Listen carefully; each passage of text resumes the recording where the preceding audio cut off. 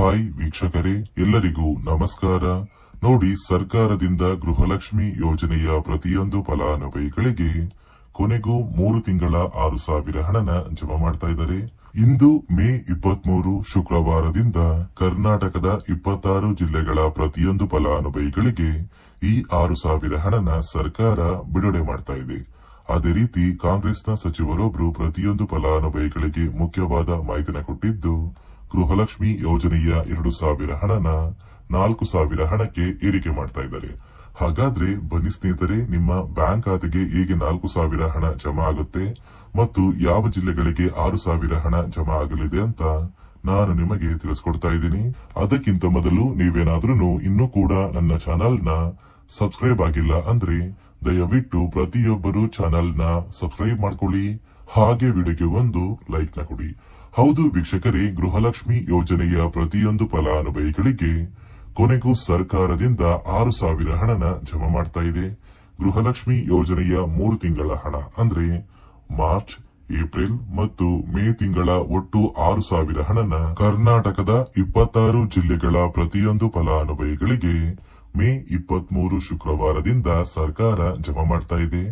ಅದೇ ರೀತಿ ಈ ಗೃಹಲಕ್ಷ್ಮಿ ಯೋಜನೆಯ ಹಣದ ಜೊತೆಗೆ ಪ್ರತಿಯೊಂದು ಫಲಾನುಭವಿಗಳಿಗೆ ಅನ್ನಭಾಗ್ಯ ಯೋಜನೆಯ ಪೆಂಡಿಂಗ್ ಇರುವ 5 ತಿಂಗಳ 2,000 ಹಣನ ಕೂಡ ಸರ್ಕಾರ ಜಮಾ ಮಾಡ್ತಾ ಇದೆ. ಮತ್ತೆ ವೀಕ್ಷಕರೇ, ಕಾಂಗ್ರೆಸ್ನ ಸಚಿವರೊಬ್ಬರು ಪ್ರತಿಯೊಂದು ಫಲಾನುಭವಿಗಳಿಗೆ ಮುಖ್ಯವಾದ ಮಾಹಿತಿನ ಕೊಟ್ಟಿದ್ದು, ಗೃಹಲಕ್ಷ್ಮಿ ಯೋಜನೆಯ 2,000 ಹಣನ ಸರ್ಕಾರ 4,000 ಹಣಕ್ಕೆ ಏರಿಕೆ ಮಾಡ್ತಾ ಇದ್ದೀವಿ ಅಂತ ಒಂದು ಮಾಹಿತಿನ ಕೊಟ್ಟಿದ್ದಾರೆ. ಹಾಗಾದ್ರೆ ನೀವು ಕೇಳಬಹುದು ಸ್ನೇಹಿತರೆ, ಯಾವಾಗಿಂದ ನಮ್ಮ ಬ್ಯಾಂಕ್ ಖಾತೆಗೆ ಸರ್ಕಾರ ಪ್ರತಿ ತಿಂಗಳು 4,000 ಹಣನ ಜಮಾ ಮಾಡುತ್ತೆ ಅಂತ. ನೋಡಿ ಸ್ನೇಹಿತರೆ, ಸಚಿವರು ಕೊಟ್ಟಿರುವಂತಹ ಒಂದು ಮಾಹಿತಿಯ ಪ್ರಕಾರ ಮುಂದೆ ಬರುವಂತಹ ಒಂದು ಲೋಕಸಭಾ ಚುನಾವಣೆಯಲ್ಲಿ ನೀವು ಕಾಂಗ್ರೆಸ್ ಸರ್ಕಾರಕ್ಕೆ ಮತ ನೀಡಿ ಕಾಂಗ್ರೆಸ್ ಸರ್ಕಾರನ ಗೆಲ್ಲಿಸಿದ್ರೆ ನಿಮ್ಮ ಬ್ಯಾಂಕ್ ಖಾತೆಗೆ ಸರ್ಕಾರ ಗೃಹಲಕ್ಷ್ಮಿ ಯೋಜನೆಯ 2,000 ಹಣನ ಪ್ರತಿ ತಿಂಗಳು 4,000 ಹಣಕ್ಕೆ ಏರಿಕೆ ಮಾಡ್ತೀವಿ ಅಂತ ಒಂದು ಮಾಹಿತಿನ ಕೊಟ್ಟಿದ್ದಾರೆ. ಸದ್ಯಕ್ಕೆ ಪ್ರತಿಯೊಂದು ಫಲಾನುಭವಿಗಳಿಗೆ ಪ್ರತಿ ತಿಂಗಳು 2,000 ಹಣ ಜಮಾ ಆಗಲಿದ್ದು, ನಿಮ್ಮ ಬ್ಯಾಂಕ್ ಖಾತೆಗೆ ಮೇ 23ರಿಂದ 3 ತಿಂಗಳ 6,000 ಹಣನ ಸರ್ಕಾರ ಜಮಾ ಮಾಡ್ತಾ ಇದೆ. ಈ 6,000 ಹಣನ ನೀವು ಪಡ್ಕೋಬೇಕು ಅಂದ್ರೆ ಸರ್ಕಾರ 5 ಹೊಸ ನಿಯಮಗಳನ್ನ ಜಾರಿಗೆ ತಂದಿದ್ದು, ಈ 5 ನಿಯಮಗಳ ಆಧಾರದ ಮೇಲೆ ಪ್ರತಿಯೊಂದು ಫಲಾನುಭವಿಗಳಿಗೆ ಸರ್ಕಾರ 6,000 ಹಣನ ಜಮಾ ಮಾಡ್ತಾ ಇದೆ.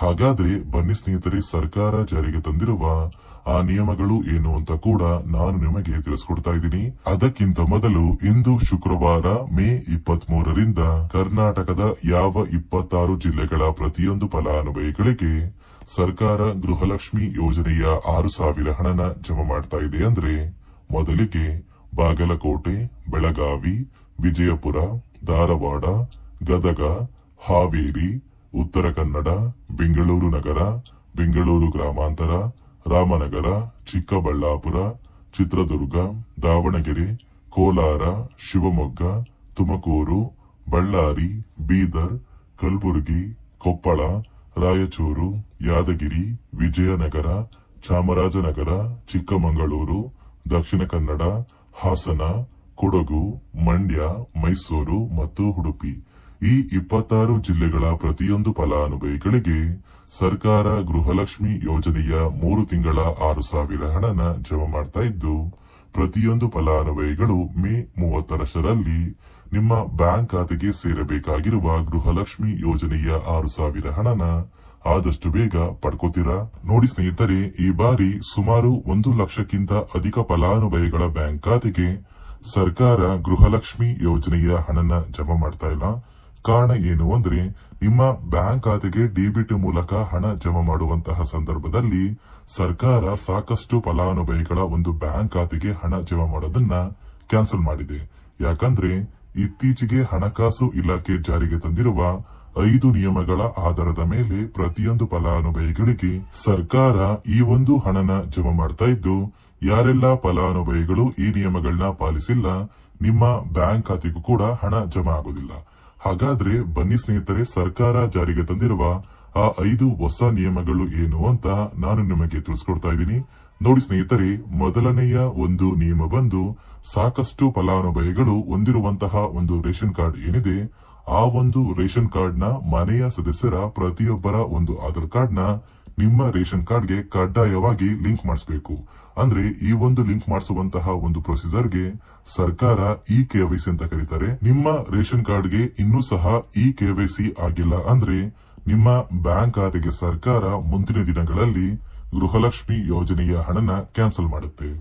ಅದೇ ರೀತಿ ಎರಡನೆಯ ಒಂದು ನಿಯಮ ಬಂದು ಸಾಕಷ್ಟು ಫಲಾನುಭವಿಗಳು ಕಳೆದ 3 ತಿಂಗಳಿಂದ ಸರ್ಕಾರದಿಂದ ಬರ್ತಾ ಇರುವಂತಹ ಒಂದು ರೇಷನ್ ಏನಿದೆ ಅಂದ್ರೆ ಉಚಿತ ಅಕ್ಕಿ ಏನಿದೆ ಈ ಒಂದು ರೇಷನ್ ನ ಪಡ್ಕೋತಾ ಇಲ್ಲ. ಒಂದು ವೇಳೆ ಕಳೆದ 3 ತಿಂಗಳಿಂದ ನೀವು ರೇಷನ್ ನ ಪಡ್ಕೊಂಡಿಲ್ಲ ಅಂದ್ರೆ ಸರ್ಕಾರ ನಿಮ್ಮ ಬಳಿ ಇರುವಂತಹ ಒಂದು ರೇಷನ್ ಕಾರ್ಡ್ ನ ಕ್ಯಾನ್ಸಲ್ ಮಾಡುತ್ತೆ. ನಿಮ್ಮ ರೇಷನ್ ಕಾರ್ಡ್ ನ ಸರ್ಕಾರ ಕ್ಯಾನ್ಸಲ್ ಮಾಡಿದ್ರೆ ನಿಮ್ಮ ಬ್ಯಾಂಕ್ ಖಾತೆಗೆ ಗೃಹಲಕ್ಷ್ಮಿ ಯೋಜನೆಯ ಹಣ ಇರಬಹುದು ಮತ್ತು ಸರ್ಕಾರದಿಂದ ಬರುವಂತಹ ಒಂದು ಸೌಲಭ್ಯಗಳನ್ನ ನೀವು ಕಳ್ಕೋಬೇಕಾಗುತ್ತೆ. ಅದೇ ರೀತಿ ಮೂರನೆಯ ಒಂದು ನಿಯಮ ಬಂದು ನೋಡಿ ಸ್ನೇಹಿತರೆ, ನಿಮ್ಮ ಬಳಿ ಇರುವಂತಹ ಒಂದು ಆಧಾರ್ ಕಾರ್ಡ್ ಏನಿದೆ ಆ ಒಂದು ಆಧಾರ್ ಕಾರ್ಡ್ ನ ಕಳೆದ 15 ವರ್ಷಗಳಲ್ಲಿ ನೀವು ಯಾವುದೇ ರೀತಿಯ ಒಂದು ತಿದ್ದುಪಡಿನ ಮಾಡಿಸಿಲ್ಲ ಅಂದ್ರೆ ನಿಮ್ಮ ಬ್ಯಾಂಕ್ ಖಾತೆಗೆ ಸರ್ಕಾರ ಗೃಹಲಕ್ಷ್ಮಿ ಯೋಜನೆಯ ಹಣನ ಕ್ಯಾನ್ಸಲ್ ಮಾಡುತ್ತೆ. ಯಾಕಂದ್ರೆ ಸರ್ಕಾರದಿಂದ ಬಂದಿರುವಂತಹ ಒಂದು ಆದೇಶದ ಪ್ರಕಾರ ಪ್ರತಿಯೊಂದು ಫಲಾನುಭವಿಗಳು ಕಳೆದ 15 ವರ್ಷಗಳಲ್ಲಿ ಯಾವುದೇ ರೀತಿಯ ಒಂದು ತಿದ್ದುಪಡಿನ ನಿಮ್ಮ ಆಧಾರ್ ಕಾರ್ಡ್ಗೆ ನೀವು ಮಾಡಿಸಿಲ್ಲ ಅಂದ್ರೆ ಕಡ್ಡಾಯವಾಗಿ ಆದಷ್ಟು ಬೇಗ ನಿಮ್ಮ ಆಧಾರ್ ಕಾರ್ಡ್ಗೆ ತಿದ್ದುಪಡಿನ ಮಾಡಿಸಿ. ಅದೇ ರೀತಿ ನಾಲ್ಕನೆಯ ಒಂದು ನಿಯಮ ಬಂದು ನಿಮ್ಮ ಕುಟುಂಬದ ಒಂದು ವಾರ್ಷಿಕ ಆದಾಯ 7 ಲಕ್ಷಕ್ಕಿಂತ ಕಡಿಮೆ ಇರಬೇಕು. ಒಂದು ವೇಳೆ ನಿಮ್ಮ ಕುಟುಂಬದ ವಾರ್ಷಿಕ ಆದಾಯ 7 ಲಕ್ಷಕ್ಕಿಂತ ಜಾಸ್ತಿ ಇದ್ರೆ ನಿಮ್ಮ ಬ್ಯಾಂಕ್ ಖಾತೆಗೆ ಸರ್ಕಾರ ಗೃಹಲಕ್ಷ್ಮಿ ಯೋಜನೆಯ ಹಣನ ಕ್ಯಾನ್ಸಲ್ ಮಾಡುತ್ತೆ. ಅದೇ ರೀತಿ ಐದನೆಯ ಒಂದು ನಿಯಮ ಬಂದು ನಿಮ್ಮ ಕುಟುಂಬದ ಸದಸ್ಯರು ಅಥವಾ ಗೃಹಲಕ್ಷ್ಮಿ ಯೋಜನೆಯ ಫಲಾನುಭವಿಗಳು ಯಾರು ಕೂಡ ಸರ್ಕಾರಿ ನೌಕರರಾಗಿ ಕಾರ್ಯನಿರ್ವಹಿಸ್ತಾ ಇರಬಾರದು. ಒಂದು ವೇಳೆ ನಿಮ್ಮ ಕುಟುಂಬದಲ್ಲಿ ಯಾರೇ ಆಗಿದ್ರು ಸರ್ಕಾರಿ ನೌಕರರಾಗಿ ಕಾರ್ಯನಿರ್ವಹಿಸ್ತಾ ಇದ್ರೆ ನಿಮ್ಮ ಬ್ಯಾಂಕ್ ಖಾತೆಗೆ ಗೃಹಲಕ್ಷ್ಮಿ ಯೋಜನೆಯ ಹಣ ಕ್ಯಾನ್ಸಲ್ ಆಗುತ್ತೆ. ಈ 5 ನಿಯಮಗಳ ಆಧಾರದ ಮೇಲೆ ಪ್ರತಿಯೊಂದು ಫಲಾನುಭವಿಗಳಿಗೆ ಸರ್ಕಾರ ಹಣ ಜಮಾ ಮಾಡ್ತಾ ಇದೆ. ಒಂದು ವೇಳೆ ನೀವು ಈ 5 ನಿಯಮಗಳನ್ನ ಪಾಲಿಸಿಲ್ಲ ಅಂದ್ರೆ ನೀವು ಕೂಡ ಗೃಹಲಕ್ಷ್ಮಿ ಯೋಜನೆಯ ಹಣದಿಂದ ವಂಚಿತರಾಗಬೇಕಾಗುತ್ತೆ. ನೋಡಿ ಸ್ನೇಹಿತರೆ, ಕರ್ನಾಟಕದ 26 ಜಿಲ್ಲೆಗಳ ಪ್ರತಿಯೊಂದು ಫಲಾನುಭವಿಗಳಿಗೆ ಸರ್ಕಾರ ಗೃಹಲಕ್ಷ್ಮಿ ಯೋಜನೆಯ 3 ತಿಂಗಳ ಒಟ್ಟು 6,000 ಹಣ ಅಂದ್ರೆ 19, 20 ಮತ್ತು 21ನೇ ಕಂತಿನ ಒಟ್ಟು 6,000 ಹಣನ ಪ್ರತಿಯೊಂದು ಫಲಾನುಭವಿಗಳಿಗೆ ಜಮಾ ಮಾಡ್ತಾ ಇದ್ದು, ಆದಷ್ಟು ಬೇಗ ನಿಮ್ಮ ಬ್ಯಾಂಕ್ ಖಾತೆಗೆ ಪ್ರತಿಯೊಬ್ಬರು ಈ ಒಂದು ಹಣನ ಪಡ್ಕೋತೀರಾ. ಗೃಹಲಕ್ಷ್ಮಿ ಯೋಜನೆಯ 18 ಕಂತಿನ ಹಣ ಯಾರೆಲ್ಲ ಪಡ್ಕೊಂಡಿದ್ದೀರಾ ಇಂತಹ ಪ್ರತಿಯೊಂದು ಫಲಾನುಭವಿಗಳಿಗೆ ಮೇ 31ರಲ್ಲಿ ಈ 6,000 ಹಣ ಜಮಾ ಆಗುತ್ತೆ ಅಂತ ಹೇಳ್ತಾ ಇದಿಷ್ಟು ಸರ್ಕಾರದಿಂದ ಪ್ರತಿಯೊಂದು ಫಲಾನುಭವಿಗಳಿಗೆ ಬಂದಿರುವಂತಹ ಒಂದು ಹೊಸ ಮಾಹಿತಿ ಆಗಿದೆ. ನೋಡಿ ಸ್ನೇಹಿತರೆ, ನಾನು ಕೊಟ್ಟಿರುವಂತಹ ಮಾಹಿತಿ ನಿಮ್ಗೆ ಇಷ್ಟ ಆಗಿದ್ದಲ್ಲಿ ದಯವಿಟ್ಟು ಪ್ರತಿಯೊಬ್ಬರು ನನ್ನ ಚಾನೆಲ್ ನ ಸಬ್ಸ್ಕ್ರೈಬ್ ಮಾಡ್ಕೊಳ್ಳಿ. ಹಾಗೆ ವಿಡಿಯೋಗೆ ಒಂದು ಲೈಕ್ ನ ಕೊಡಿ.